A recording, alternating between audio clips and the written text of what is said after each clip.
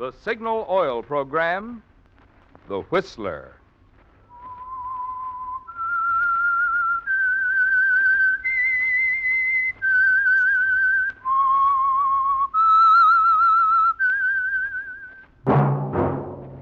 That whistle is your signal for the Signal Oil Program, The Whistler.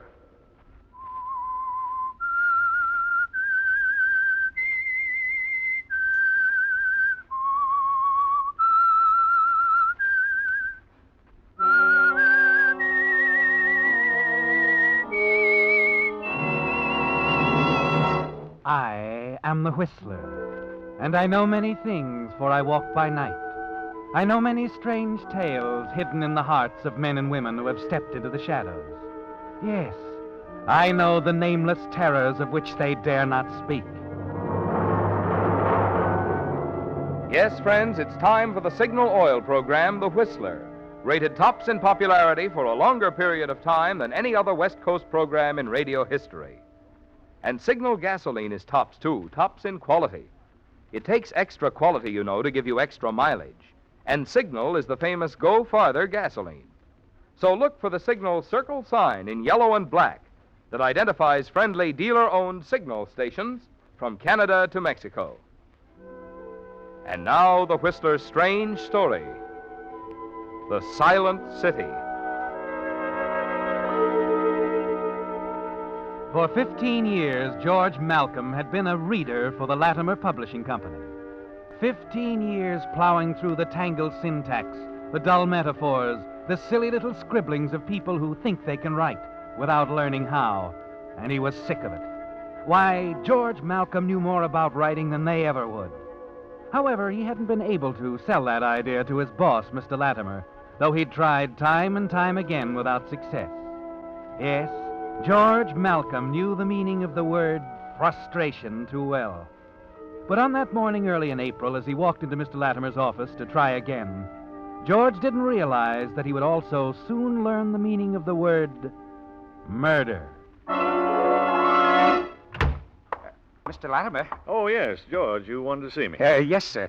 I've written a few chapters of a new novel. Oh, now, George, really, you haven't been writing again. Oh, this time, Mr. Latimer, I think I've hit on something. Look, we've been all through this before. You write well, yes. Yeah, if but, you'll only let me tell you about it, sir. All right. Tell me about it. Well, it's about a sea captain, a young man from Boston, the year 1805. He sails for the South Seas. You ever been to sea, George? What, sir? You ever been to sea? Well, no, sir. What do you know about sailing ships, the South Seas? Well, I suppose I know as much as the next fellow, enough to get by. Enough to get by? George, listen to me. You're a good reader. You can spot talent at 10 paragraphs in someone else's manuscript. But when it comes to writing, your stuff just doesn't have the heart. You just won't write about things you know. Won't you even read what I've written, sir? Oh, very well. Leave it on the table on your way out.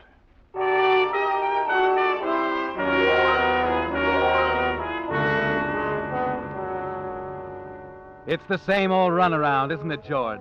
You're burning with rage as you leave Latimer's office. Walk between the stacks of new novels, bright in their gaudy jackets. And seeing them, you know that more than anything else in the world, you want your name on books such as these. And you don't care how it gets there.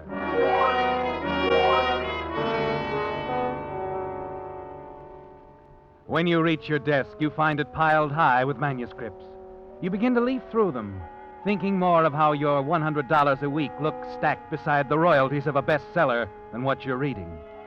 And then deep at the bottom of the stack, you find a manuscript typed on cheap bond. You're about to toss it aside when the title catches your eye. The Silent City, a novel by Mary Jordan. You lean back in your chair and begin to read. There is a city we see and a city we hear, and the silent city of terror. There is the crying gargoyle that lies behind the laughing face of the silent city. There is frustration here for the big and small. Well, not bad. Not bad at all.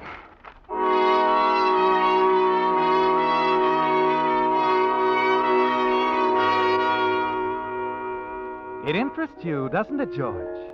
Hastily you glance through the first few chapters.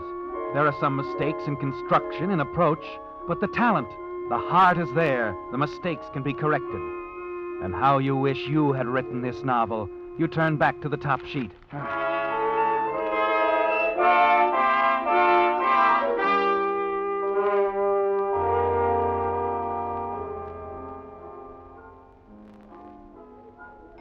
What's the matter, George? You've hardly said a word all evening. Haven't you been listening to me? Oh, I'm sorry, Ilka. Has the mind rejoined the body? Yes, sure, baby. Can't waste our date just daydreaming, huh? Oh, some date bringing you to a cheap joint like this. I'm sick of these places, Ilka. What? But it won't always be like this, darling. Someday we'll be sitting on top of the world, the two of us. I know, honey. I haven't been complaining. No, you've been swell, but I mean it. It won't always be like this. Oh, you've been thinking? I've been thinking about writing another book. I thought so. Mention it to your boss. What's his name, Latimer? Oh, Latimer. He would know a good novel if you hit him over the head with it. Why, that old goat can't see any farther than the tip of his cigar. Your stuff just doesn't have the heart, George. You just won't write about the things you know, George. Why, I could bash his ugly... Take it easy, darling. Take it easy. You'll have everybody in the place gawking at us. Let him gawk. Your new book. What's it about? Well, I'd rather not tell you about it now, Ilka. Surprise, huh? Yes, that's it. Well, darling, whether you ever write the great American novel or not, it wouldn't make any difference to me. It would to me. Just one book, Ilka. That's all I need to break the ice. One good novel. Perhaps the novel you're going to work on, George. Perhaps that'll be it. Yeah. I've got a hunch it will be.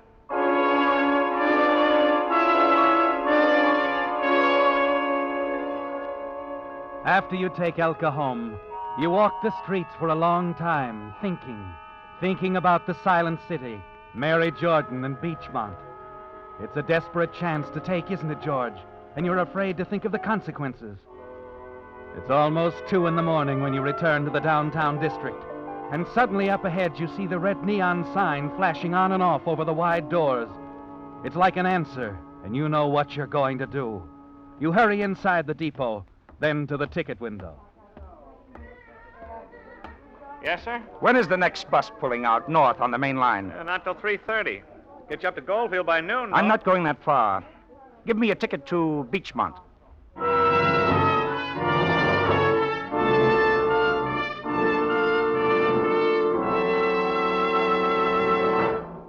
With the prologue of The Silent City, the Signal Oil Company brings you another strange story by The Whistler. Friends, you've heard me tell about the more thorough, more conscientious attention cars get at Signal service stations because each Signal dealer owns his own business and has a personal interest in pleasing you. Well, typical of this is the free inspection of your radiator and cooling system, now being offered by Signal dealers throughout the West, from Canada to Mexico. You see, as a car grows older, its radiator may become clogged with rust and sludge, or develop small leaks. To correct such conditions, Signal dealers offer a complete radiator service. They have special rust and sludge dissolving compound that restores your radiator's cooling efficiency but can't harm the metal. If your radiator has any small leaks, your Signal dealer has radiator sealer that stops them in a jiffy. And in any case, even with new cars, it's wise to add rust preventive that protects both radiator and motor from future corrosion. So the next time you stop at a Signal station, be sure to ask for your free radiator inspection. This is just another in our complete line of Signal safety services, each designed to help your car run better, look better, and last longer. And now back to the Whistler.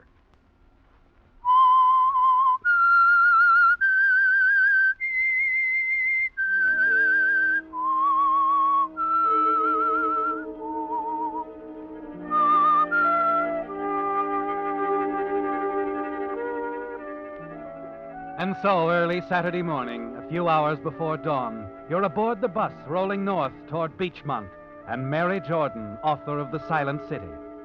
Quite a novel, isn't it, George? It's literature, something you would have been proud to have written. And you're certain of something else, too, aren't you? You're certain that when the book is published, it will carry your name.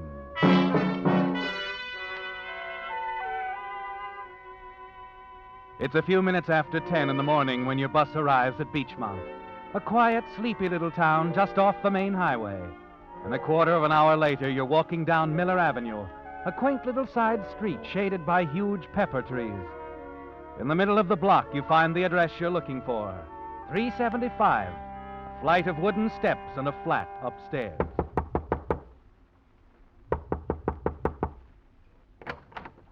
Yes? Miss Jordan? Miss Mary Jordan? Yes, I don't think I know you. But I know you, Miss Jordan. That is, I should say, I know your work. My work. I'm George Malcolm. I represent the Latimer Publishing Company. The latter. Oh, yes, won't you come in? Thank you.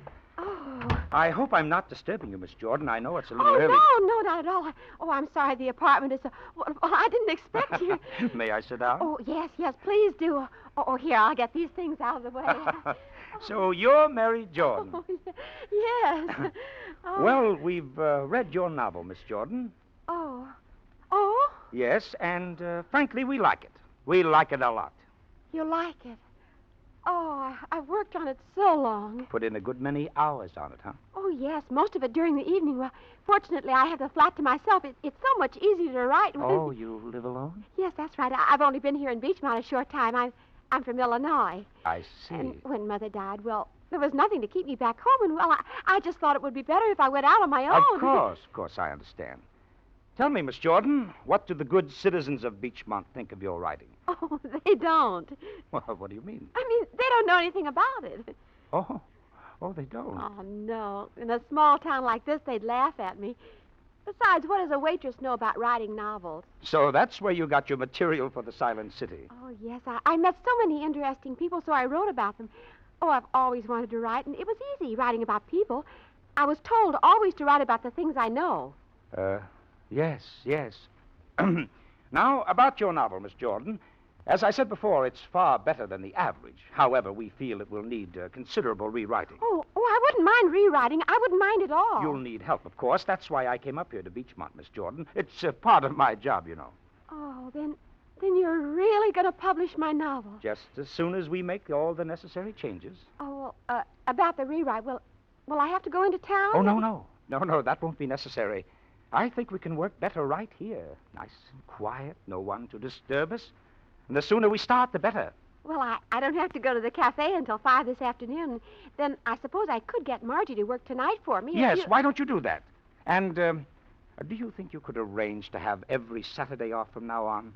That would fit into my schedule perfectly. I'll try. I think Margie will be willing to trade days with me. I'll call her right now. She doesn't have to know why. Good. And, you know, Mary, if I were you, I wouldn't let anyone know you're working on this novel until it's ready for publication. Oh, I won't tell a soul if you think it's best. Oh, you don't know what it means to me to have my book published. It means a lot to me, too, Mary.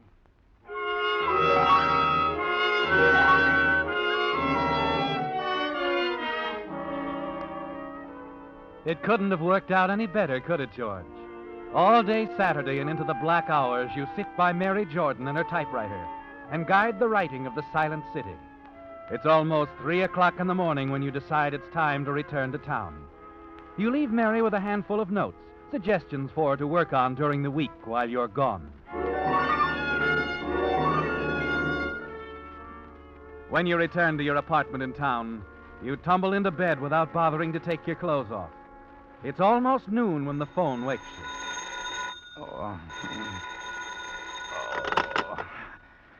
Hello. Good morning, George. Oh, Elka. George, I thought we had a date last night. Oh, I'm sorry, Elka. I couldn't make it. I was busy. Well, you could have called me, George. Yes, sure. But I was writing, and I just didn't want to be bothered.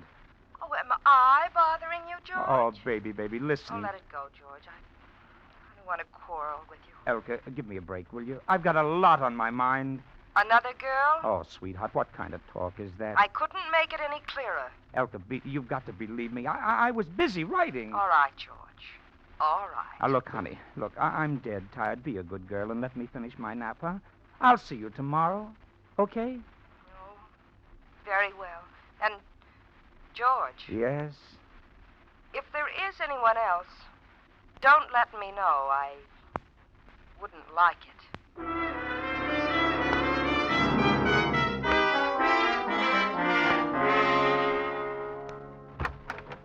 Come in, George. Come in. Your secretary said you wanted to see... Yes. I want to have a talk with you, my boy. Sit down. Thank you, Mr. Latimer. You know that stuff about the sea captain, George? Terrible. But this, my boy, this story about the waitress in the small-town cafe, wonderful. Frustrated people. Bestseller stuff if I ever saw it. The Silent City? Wonderful title. And these first 3 chapters are beautifully written. Well, I'm glad you like them, sir. When can you give me more? A week? 2? Well, I can have 3 more chapters next Monday. That's pretty fast writing. Oh, I can handle it, Mr. Latimer. Oh, fine. You know something, George? This work shows great improvement over your past performances. Oh, I think I've touched on the answer to my writing problems, Mr. Latimer. Good. Stay with it, my boy. Stay with it. Well, I will, Mr. Latimer. I will.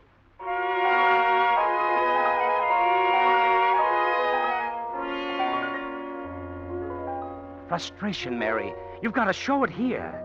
We want the reader to understand what frustration will drive a man or a woman to do. Yes, I see what you mean. Of course you do, and you're doing fine, Mary.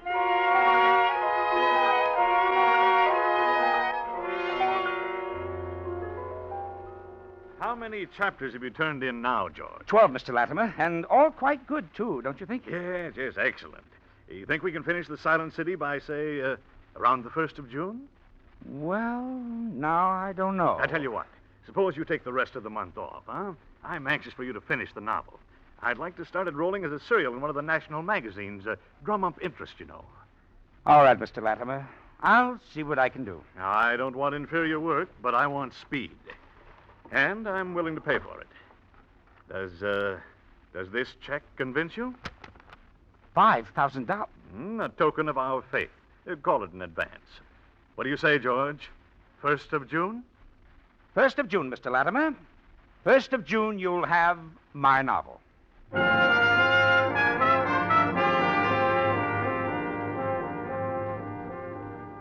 You leave Latimer's office, keeping your hand in your pocket, feeling the crisp authority of the check between your fingers. And you know that this is only the beginning. But Mary Jordan, you haven't been wanting to think about that, have you, George? But now you've got to think about it.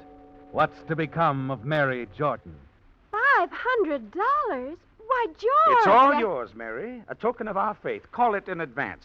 Do you think that will take you away from the cafe? Oh, I'm as good as through now. Then what do you say we get right to work? We have a lot to do if you're going to get the novel finished by the 1st of June. The 1st of June? Oh, I'm sure I'll have it finished by then.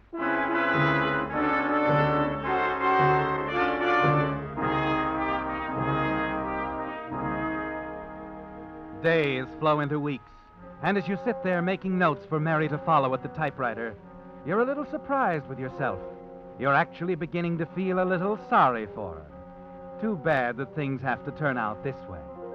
But you can't think about that now, can you? The book is more important, and it must be finished. Then a week before deadline, you drop in and see Latimer again. Well, George, we're almost finished, aren't we? Yes, I'm just about ready to wind up my first novel, Latimer. Just about ready to wind it up. Good. You know something, my boy? I've mentioned your novel to a friend of mine. He's with one of the big motion picture studios. Just sketched the idea briefly to him, and he's crazy about the Silent City. Oh, he is, eh? Naturally, I told him I'd have to talk to you before we went ahead with anything. Well, naturally. You know what it means, of course. Why, they'll pay a fortune for your novel, and what publicity. My boy, take my word for it. In another few months, you'll be sitting on top of the world.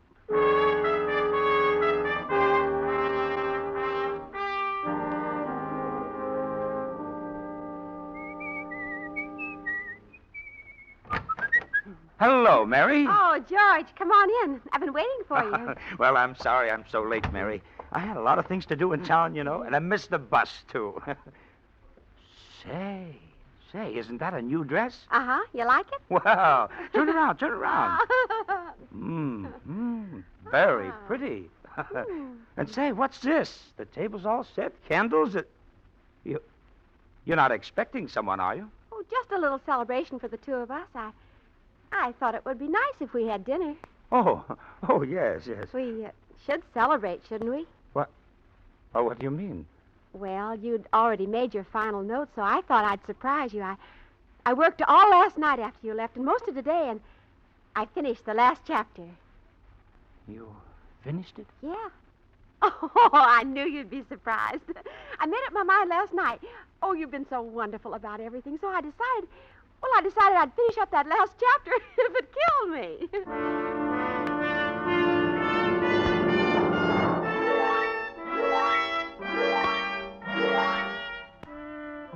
You glance over the completed chapters on the desk next to the typewriter. And then you look at Mary, standing there in the middle of the room, in her bright new dress, glowing with pride. You hadn't expected the end to come so soon, now that you're faced with it. You've got to do it now, before you change your mind. You remove the silk scarf from your neck, tie a knot in it. Mary has her back to you. She's fussing around the dinner table. And slowly you cross the room toward her. So-called silverware, George. It's all I have. Oh, gosh, I should have bought some rolls, too. I guess we can get along without...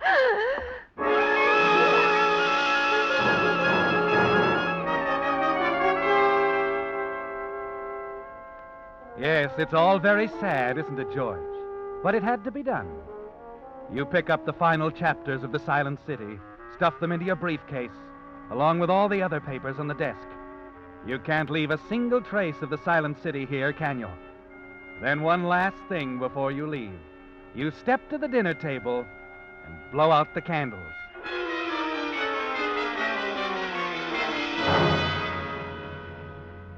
You hurry down the stairs and out into the dark, deserted street.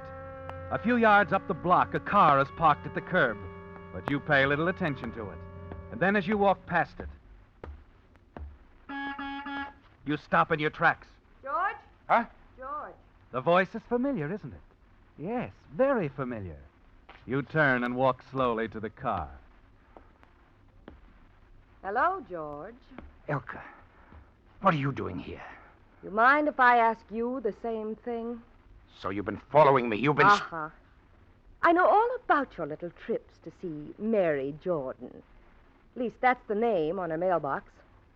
I wish you hadn't done it, Elka. Get in, George. I'll drive you back to town. We have a lot to talk about, don't we? Yes, we have a lot to talk about.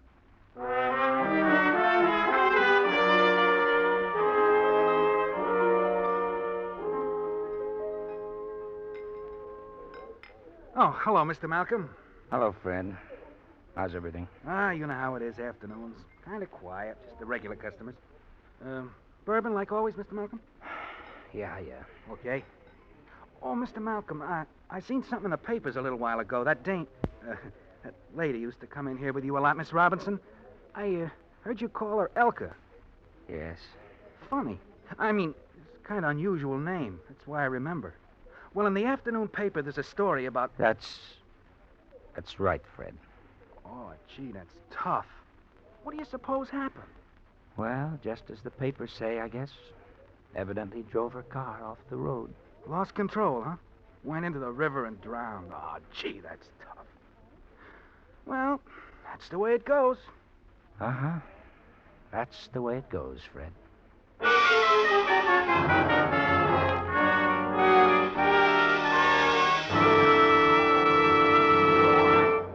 The Whistler will return in just a moment with a strange ending to tonight's story.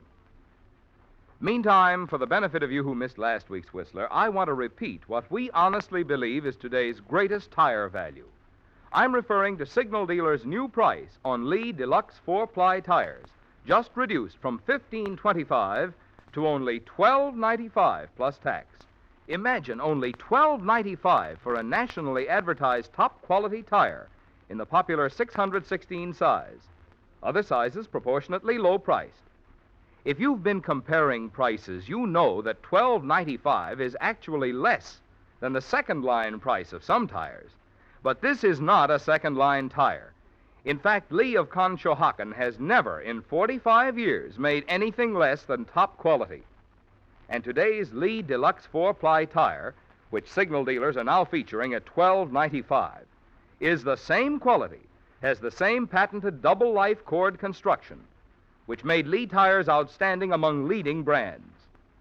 So if you're going to be needing tires, save by taking advantage of Signal's special for your summer driving safety.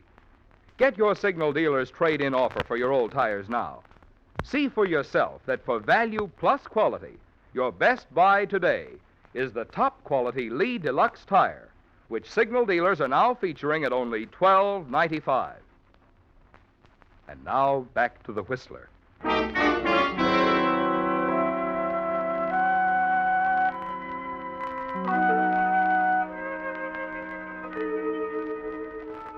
Yes, George, you can rest easily now.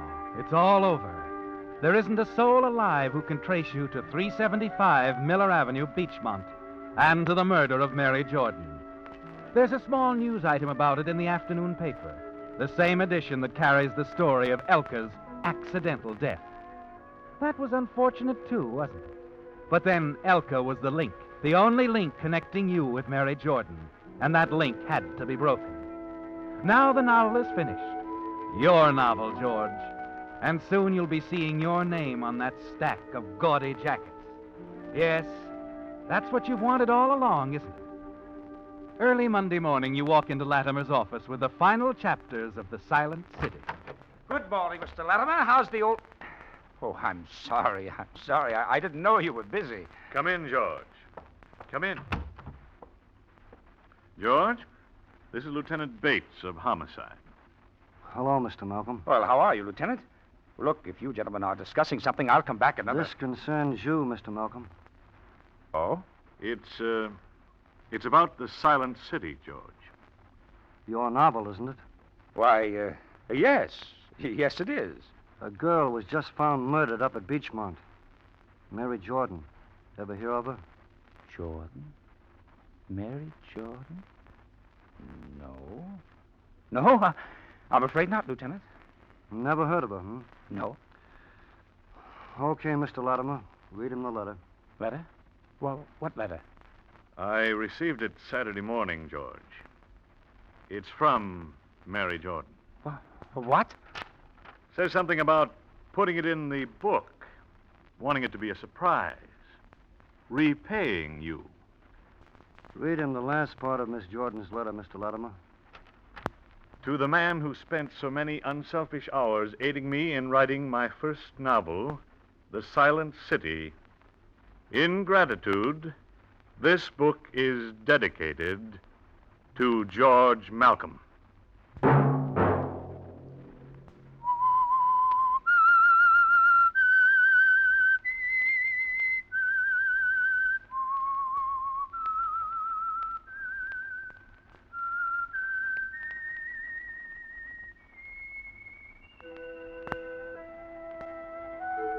Let that whistle be your signal for the Signal Oil program, The Whistler, each Wednesday night at the same time.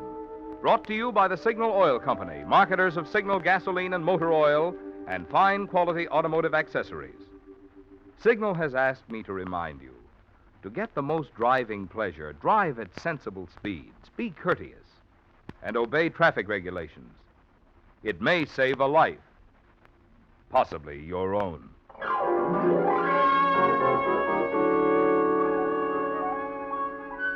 Featured in tonight's story were Wally Mayer and Sarah Selby. The Whistler was produced by George W. Allen with story by Gilbert Thomas and music by Wilbur Hatch, and was transmitted to our troops overseas by the Armed Forces Radio Service. Next Wednesday, for a full hour of mystery over most of these stations, tune in a half hour earlier. Enjoy The Saint as well as The Whistler. This is Marvin Miller speaking. This is CBS, the Columbia Broadcasting System.